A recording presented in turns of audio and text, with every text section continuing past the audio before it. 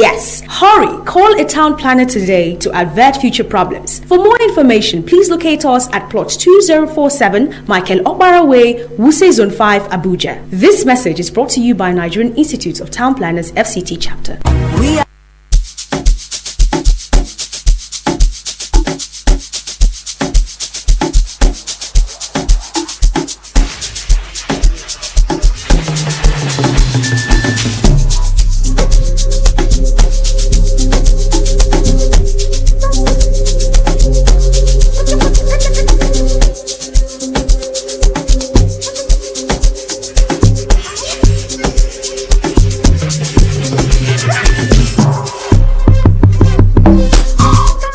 Now, it's a very beautiful day right here in the city of Abuja, and right about now, you already know the town planning crew are here in the studio, and Agbato is here, and he is accompanied by gentlemen of the town planning committee. Yes, and today they're talking about urban regeneration in the context of the FCT. So, yes, welcome to the show. Good evening, listener, and welcome to the show once again. I'm Dr. Emmanuel Agbato. I'm the moderator of this program as usual. Let me start off by saying that this program is sponsored by the Nigerian Institute of Town Planners, plot 247, Michael Okbara Way, Wuse Zone 5, Abuja. And we are open from Mondays to Fridays, from the hours of 8 a.m. to 5 p.m. daily. And since this is a phone-in program, I want to remind listeners that we have two numbers that you can call in to ask questions on any issues you may wish to ask on. And the numbers are 0907 353 0044, and the other number is 0908 766 8888. Today's topic is urban regeneration in the context of the FCT. And to do justice to this topic with me are two gentlemen of our institute. They are both registered town planners. The first one is town planner Amedu A. Richard. He is the MD CEO of Rich C Consorts. Town planner Amedu Richard, you're welcome. Thank you for having me. And my second discussant is town planner Aruna Abdul Ganiyu Ni. He is of the Elewe Environmental Services. Town planner Abdul Ganiyu, you're welcome. Thank you for having me. Good. Like I said, the topic of regeneration, urban regeneration, is our topic today. And let me explain what that means. At the general level, regeneration is associated with any development that is taking place in towns and cities at the general level. And urban places are special concentration of human beings, economic, social, cultural, and political activities. That means that urban areas are complex and dynamic systems and reflect the many processes that drive economic, social, environmental transitions of the city. Therefore, urban regeneration is the outcome of the interplay between these many processes, and it's a response to the opportunities and challenges that are presented in urban degeneration. What that means is that before you regenerate any place within the city, there has to be degeneration. That's decay. Or decay. So therefore, Urban regeneration is used interchangeably with so many other words like urban revitalization, urban renewal, and urban renaissance. So these words are used interchangeably with the word urban regeneration. So at this junction, let me bring in our first discussant, town planner Amedu Richard. You have anything to add to that broad definition of urban regeneration? Please go ahead. Yes, you can simply say it is just about clearing out blighted areas, areas of decay in the city, turning cities into new look, just like what we're having now in the phase one of the city. The development the minister has done by putting in new roads, bridges, and other things, making the place active. That is simply simple for everyone to say is developing the city. Thank you. That was good. Town planner Rona, anything to add? Yes. So in addition to what have been said, so from the definition and explanation that have been done, so you could achieve this through public-private partnership, bringing affordable housing, affordable water, affordable health, and the likes. Okay. And that takes me to the next question, gentlemen.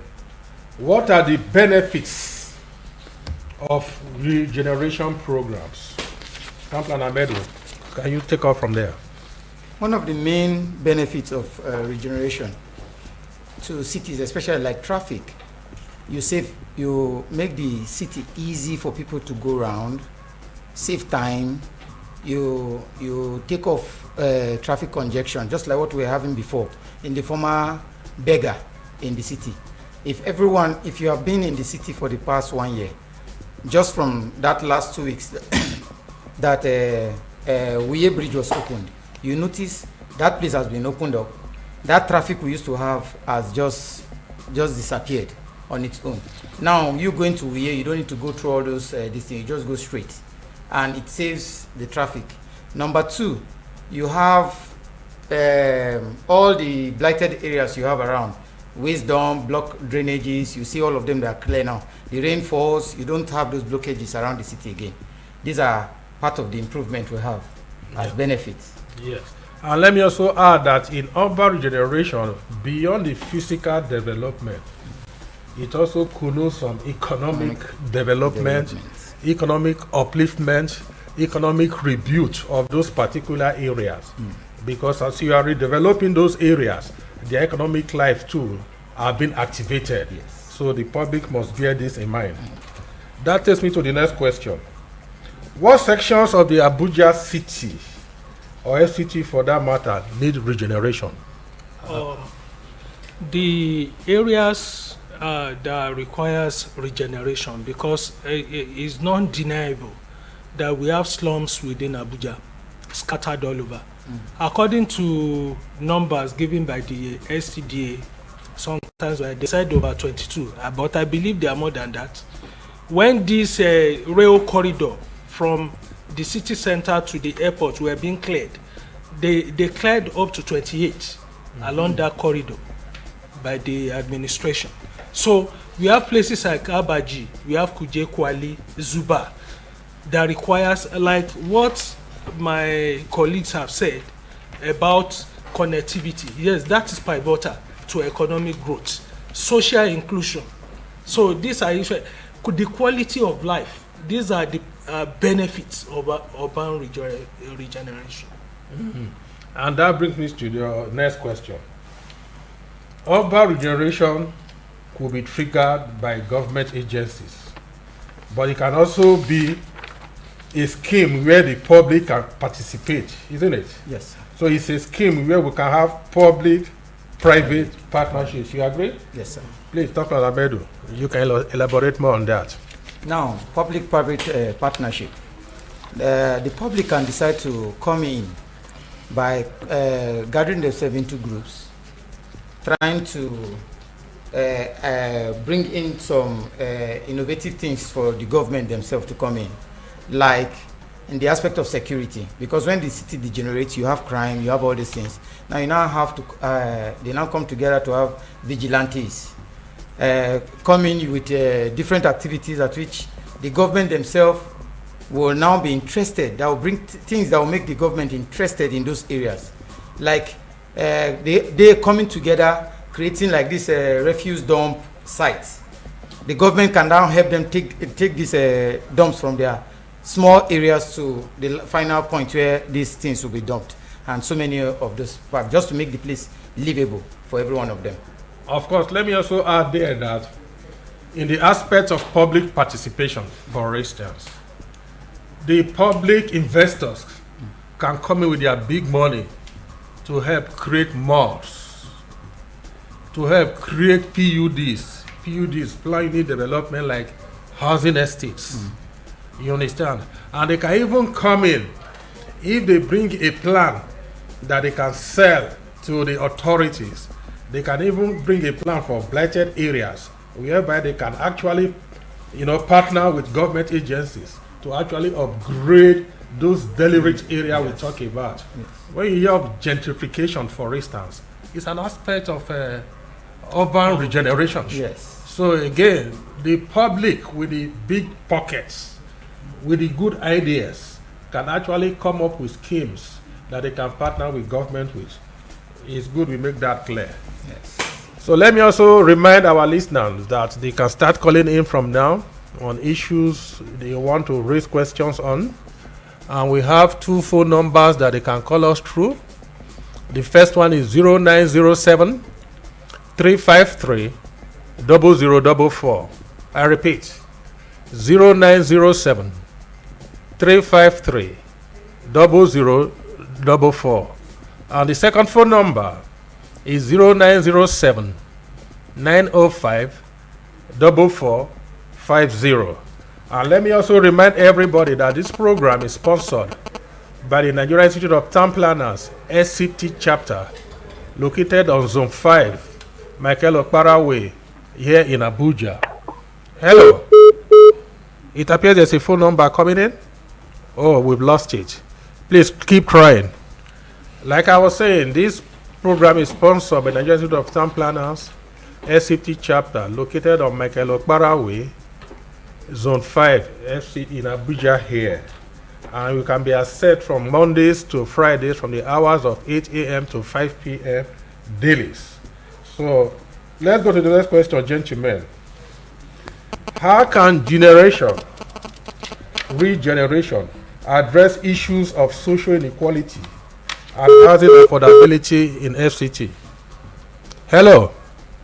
Oh, the line is off. Please keep trying. The lines are open. We just hope and pray that you succeed with the network. Thank you very much. Gentlemen, back to my questions. How can urban regeneration address issues of social inequality and housing affordability in the FCT? Gani, you want to come in from there? Yes, exactly. So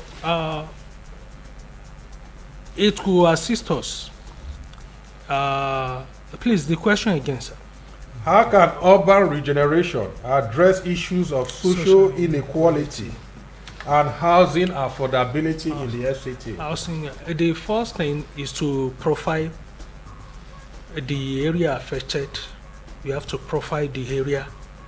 So we have to map, because it has to be discrete. The area affected have to be treated, if possible piloted. For instance, the STDA, I'm aware, they are on this taking care of all these blighted areas like the slums in Abuja.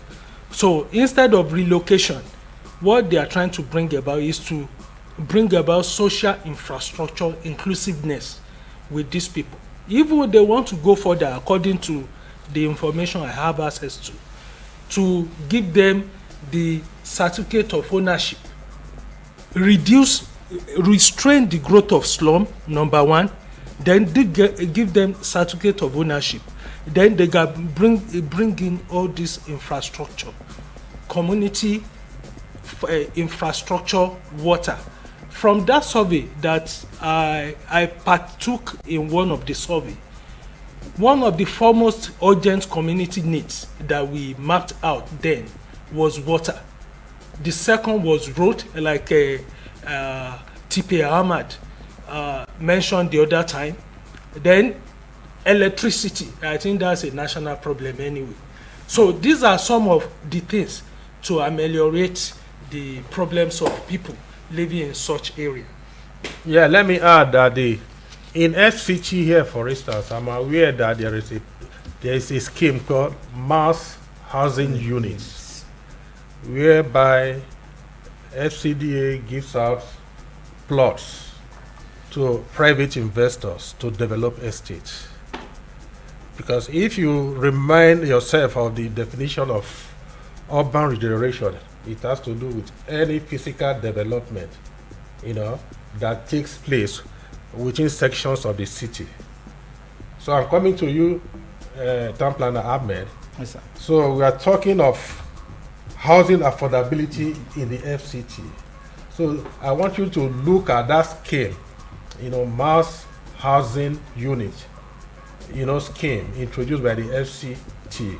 How can schemes like that help to regenerate the city? Now, housing affordability, it means the cost of housing in some certain areas become too high, so many people cannot afford. Mass housing schemes are a simple way, or it's a little way of bringing more people into an area who cannot get this access directly from government. They get it from these private individuals who are bringing money to open up areas. Now, if you open up the area councils, you make houses, the houses in the area councils cannot be as expensive as the city. And more people will be able to afford those areas than the city. And you reduce the pressure we're having on the city itself. And you make those places affordable and livable, which is the main essence of urban regeneration. Places, opening up areas for people to be able to live, have their way of life, enjoy security, safety, and everything. And the government itself will be able to provide the security to make those places livable. Okay, that takes me to the next question. Yes, sir. Are you saying that the area councils require schemes like mass housing schemes? Yes. Okay. Currently, are they available? Are they coming up from your knowledge of FCT? FCT, there are very few in the area councils, which I know of. Okay. Very few mass housing schemes in the area councils, except for that of the STDA, which I know in some few areas, like in Kuje, I know of the Abuja 30 city, but that one, there's lack of road. The road to the place itself is on nothing. There are some areas in Guagualada. There's the one in Zuba. I don't know. I think you handled so many of them, so you can even give us the names of those ones. Yes, you can come in. So, some of those areas, we have Abaji, we have Kwali, we have Zuba, we have this place, Karu. Yes. So there's another one there. I think that was even seriously emphasized. Then to add to build up on what T.P. Ahmad said, you see this mass housing scheme in area councils, some layout because of allottees not developing what was allocated to them. They've been collapsed and given to developers. Yes. For the purpose of mass housing. That is why along the airport corridor, you see left and right, you have uncountable estates. And like they are taking over. They've taken over. That was why when they went to the FCT minister on assumption of office, they said they are the developers of Abuja. He was annoyed when he heard this. But if you look at the other side, I think it's actually true that they've gone a long way in developing that sector. So the consensus here is that area councils need more mass housing schemes. For one thing, that will remove the population push and pressure on the city center and take them to the area councils. In addition, it will also upgrade the quality of housing that will spring up there. Exactly. It will also improve the aesthetics. They can also bring in infrastructure into those areas and also, create affordability for those who will be able to use those houses. That's the consensus, isn't it? Yes, sir. So that way, we can say that urban regeneration, is a tool that can help to improve or develop our cities further. Gentlemen, let me take us to another question.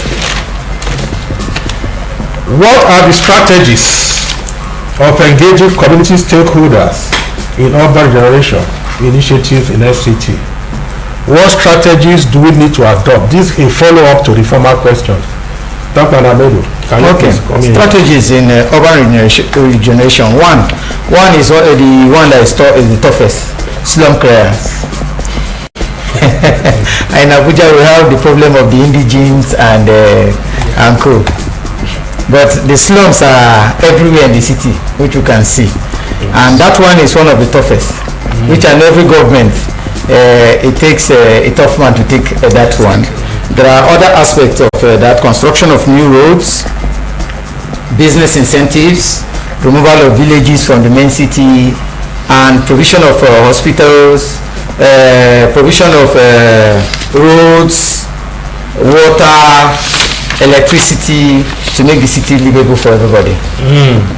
And again, let me add here that gentrification is one of the many strategies that can be adopted. Turning old buildings to new. Whereby those people in the middle class and above, can come, upgrade their existing old buildings, turn into new. They can even come buy up some existing houses that people want to give out, and bring up new ones that are more modern and affordable, and that will make the entire place better in terms of aesthetics. What do you think, Amedu? Gentrification. Gentrification is another strategy in turning, and it's mainly for the bourgeois, those who have this money, and they can come in via PPP. And with that, they can help the government assist the communities in bringing up those places. Some even going into JV with owners of plots to turn up these areas, turning them around. So I don't know if you have any other idea there. Yes, the gentrification, a majority of the people that are affected are the people of the low class, the struggling class, moving out of their communities and moving to well-planned layouts. For instance, the issue of Garki village. So the government relocated them. So that is gentrification to Apo resettlement. But there's a problem. Their fathers refused to move down with their children. They said even if they move, how will they relocate their shrines, their ancestral heritage, and the burial grounds of their ancestors? These are issues. That is why in urban regeneration, there's this concept of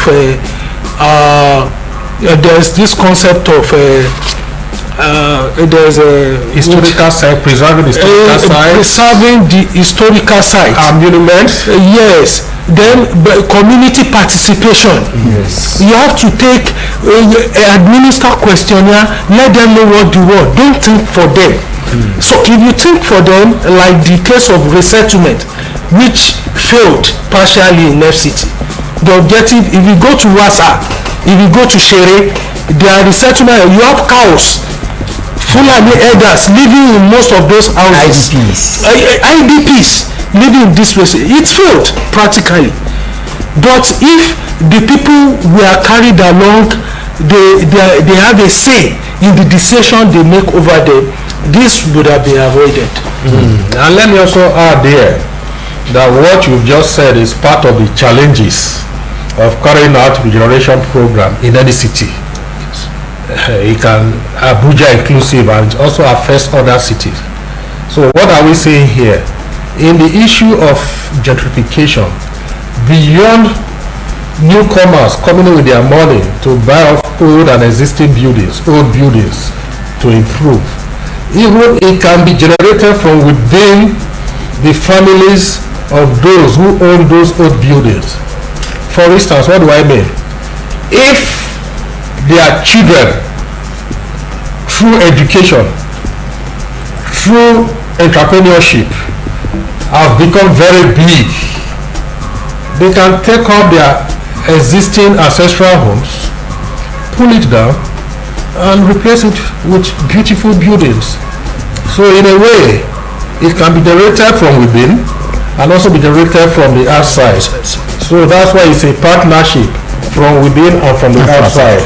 So that takes us to the next question, gentlemen. What are the challenges of carrying out regeneration program in a city like Abuja? The challenges.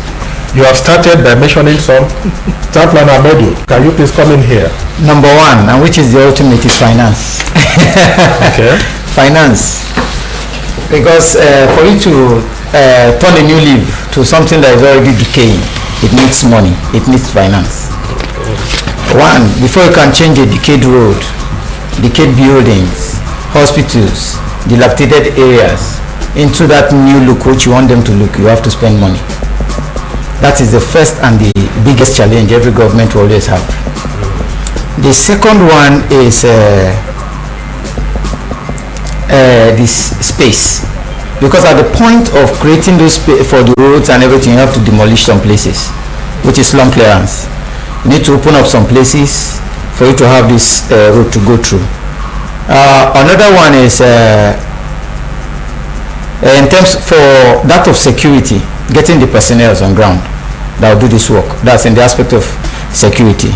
And the aspect of population density, the challenge you have there is for, as you said, the cultural heritages is another challenge, because when you plan, you don't plan for them. You are planning on your own. You have to plan with the people, and that is another challenge I know of. I don't know if you have any more. Before you come in, Town Planner Abdul Ghani, let me also come in here to say that the idea of regeneration, the idea of renewal, the idea of revamping parts of the city, Yes. must be very functional and cost effective. Yes. Functionality of ideas matters. Cost effectiveness of ideas matters. If you have a very good, cheap, functional scheme, cheap is relative here. Schemes that are not very, very expensive but very functional in terms of circulation, in terms of movement, which is in circulation, in terms of generating commercial activities, and in terms of generating, social upgrade for that particular environment. It can run. You can even look for partners to cooperate, in bringing about such scheme. So what are we saying here? We are calling on professionals in the built industry to create and generate functional plan and design ideas that are implementable, that can regenerate the entire social, economic, and physical fabric of that area. So that is what we are saying. Town Planner Abdul Ghani, please, can you come again on the challenges if you have other things to ask? So part of I've mentioned some of them earlier. So then we have water and sanitation. So that is another serious aspect we have to look into. So water in most of these areas that require regeneration, part of the challenges they have, serious challenge, is access to potable water. Sanitation. So if you go to Lugbe across, for instance now, the roads are so narrow, so you have few in cases where you have borrow, you have to pay before you have access to this water. You have to even queue up. So secondly, this thing is poor governance and lack of political will.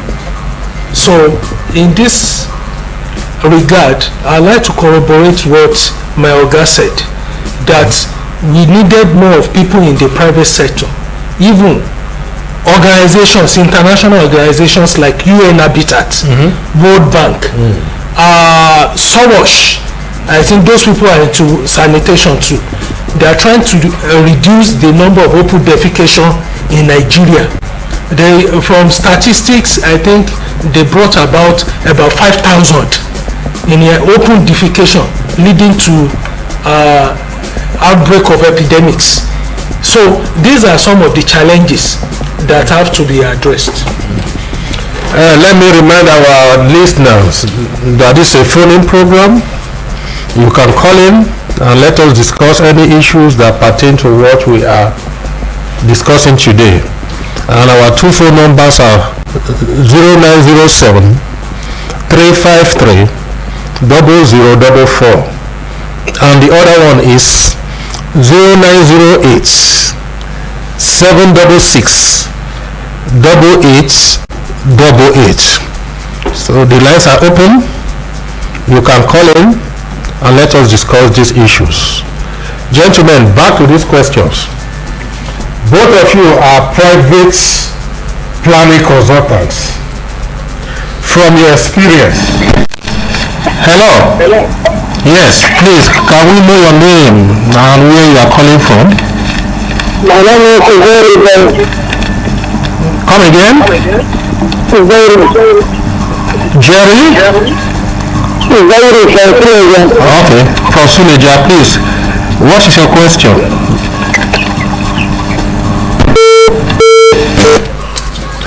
Oh, unfortunately, network is not our friend. We lost that call. You can keep calling in. The phone lines are open. Thank you very much. Gentlemen, as private planning consultants, how can you drive the growth and development within Abuja City and the FCT as a whole as private consultant? What do we need to do to drive this kind of programs within and outside Abuja? Okay. Please start. The first part, how we can drive in is as consultants, because we don't have the powers to do some things. We go by advocacy, and in advocacy we can make the noise, advertise the place, bring out these challenges in these places, how they're having the problem of waste disposal, bad roads, insecurity. We make it known to the government, and we ourselves, we can come in by starting maybe a pilot survey in some of these places, putting on some things that will attract government to these places. Tamplan Abdul Ghani, you have something to add there? Yes, we can get involved. We can drive the growth and development of the city by conducting research and analysis to get informed data-driven decisions. So I think if you want to plan, you needed accurate and precise data. Lack of data, for instance, the current minister of FCT. Hello, we have a call there. Please, can we know your name and where you are calling from? My name is Hans. Okay, Hans. Where are you calling from? I'm calling from New Caro. Please, what is your question? People like the discussion about the people wanting to create social media like football field and all those, so that they accommodate young people and all those things. People are talking about water and road that. We need to include all those things. We help the young people. Okay. And the youth. Okay, we heard you. Thank you. What this caller is telling us that in the developing parts of Abuja, we should create football fields and other recreation, open spaces where the youths can be gainfully engaged. So, Town Planner Ahmedu, what is your own take on that? It's a nice idea, because to make everywhere functional, especially for the youth, they need where they will dissipate their energies. Yeah. And one of those places are recreational activities, with recreational places like football pitches. You have this merry-go-round places for children to play and go, which is parks. And it's a nice idea. It's part of when you are regenerating. Definitely, these are part of those things you need to bring in, because like in slum areas you don't have these activities. When you create that space, like I said, when you demolish, you bring out all these spaces. That's when you can have spaces for all these activities. And let me also add there, beyond the youth, I want to emphasize that recreation is for everybody. So in creating football fields for the youth, we should also think of some facilities that can take care of the adults across all ages. Because everybody needs to be physically fit, you know. There is this saying that exercises, physical activities are health promoting. Yes. So if you really want to live long as human being, you must intentionally and deliberately, you know, be engaged in physical activities one way or the other. It can be walking, playing table tennis, go to where you have tennis facilities, play lawn tennis, go to where you have squash facilities, play squash, go to where you have gym and gymnasium, you know, you engage in gyms. So what this caller is trying to tell us is that in our plan, you know, for new areas, for existing areas, in our redevelopment plans, anywhere within the FCT, we must give prominence, you know, to recreation activities. Definitely. I think that is the point he's making. Hello. Hello, good evening. Good evening. Can we know your name and where you are calling from, please? My name is Abdullah, calling from Abuja. Okay. Thank you very much. Thank you. Yes, pertaining to the issue that we are discussing, I have some questions to ask. Go ahead. And observation to make. Go ahead. First of all, you see, I have observed that we have so many abandoned projects in FCT. Okay. Yes. FCT was created in 1976 Yes. by Mr. Murtala Muhammad to Abuja panel. And it's about 46 or 48 years now. That's or more. That's true. And something that will baffle you is that there are so many places in FCT that are not accessible. It was only during Babangida's regime that he had what was tagged as Directorate of Food Roads and Rural Infrastructure, where they were able to create feeder roads in the villages. But after him, nothing happened again. We have like in a place called Kawu, in Body Area Council, is a ward. There is FCT Farm Center. That is the only farm center we have in FCT. This is supposed to be a training institution. Agricultural training institution that is supposed to be operational by now. It was constructed since around 10 years ago, and the construction has not been completed. And this alone allowing it to function. And we also have roads from Wari to that place, Kawu, and even to the border area of Kagarko, local government, bordering FCT and Kaduna State. Unfortunately, up till now, it has not been constructed. About 10 years ago, the road was given to Arab contractors. Now, there are so many issues like that. Look at that of from Abaji Ugochi to Gargada, to Gaube, to Kuke, before coming to airport. Then you have the Kwale Area Council. That junction, same junction, to a place called Kundu, to the water area, waterway. So there are so many things like that. What are your organization or you people are doing in order to bring this issue to the authorities? Since majority of the people in these FCT, especially in the rural areas, they have been complaining on radio, on print media and what have you. It seems as if up till now they have not had the complaint, or probably they are reluctant to actually do the needful so that the people of FCT can benefit from this very laudable project that was initiated and started and left as an abandoned project, considering the colossal sum of money that the government has already spent on it. Yes, thank you very much.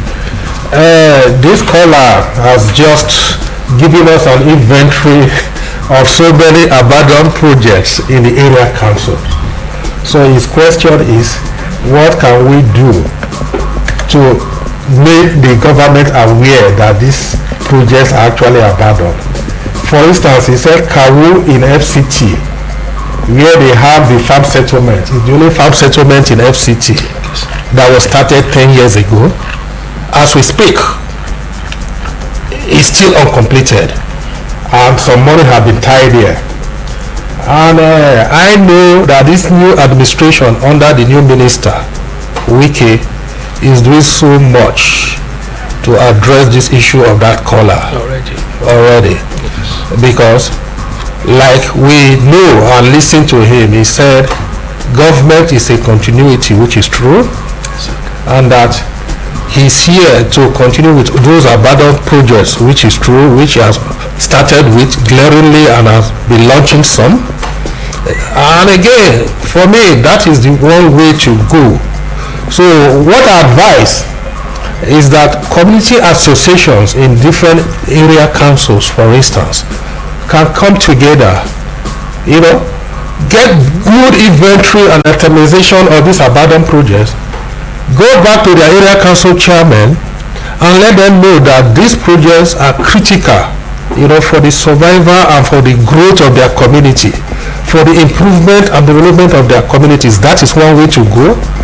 So I'm using this forum to call on different community associations in the different areas to engage their chairman, to engage the authority on abandoned projects like this. Let them get good inventory, because these are the things that the communities need. If they do this constant engagement, I'm sure the government will know what this community wants. When we talk of citizen participation in planning, it's actually part of it, whereby communities will come together, engage authorities and say this is what they want. So thank you for your last call, and that is one of the reasons why we have been on this kind of radio program, radio advocacy, in the past 13 weeks. And we are letting you know that through your comments and through our program, the authorities are listening, and we urge you to go beyond just listening, to engage your association, to engage the different area councils. Gentlemen, you have something to add there? Yes, sir. So, in fact, I really appreciated the comment of the last caller, because in 2013, when our Honorable Minister Akinjide was Minister of State, she awarded the contract. I was the database administrator. The purpose of that is to map all infrastructure for FCT, completed, ongoing, and not completed. Then the percentage of completion of such project, we developed a very big geodatabase. Good. Then the government has it. Okay. I think pressure, like what my Oga said, pressure should be put on their various chairmen. They did it for FCC, they did it for the area councils. That's FCC. We mapped roughly 10,000 infrastructure. At their stages of completion, whether completed 70% of completion. So the data is there with the government. But with what the FCTA is doing currently, under the supervision of the minister, I think we will definitely get there. Okay, gentlemen, as it is, time is not our friend. We have run out of time, and at this point, we have to conclude and call it a day for today. Before I go, let me thank the two discussants who have been with me. Town planner Richard, thank you very much for coming. And thank you for having me. And town planner Abdul Ghani, thank you for your discussions. Thank you for the opportunity, sir. I am town planner Dr. Emmanuel Agbato. I'm signing off. Thank you very much.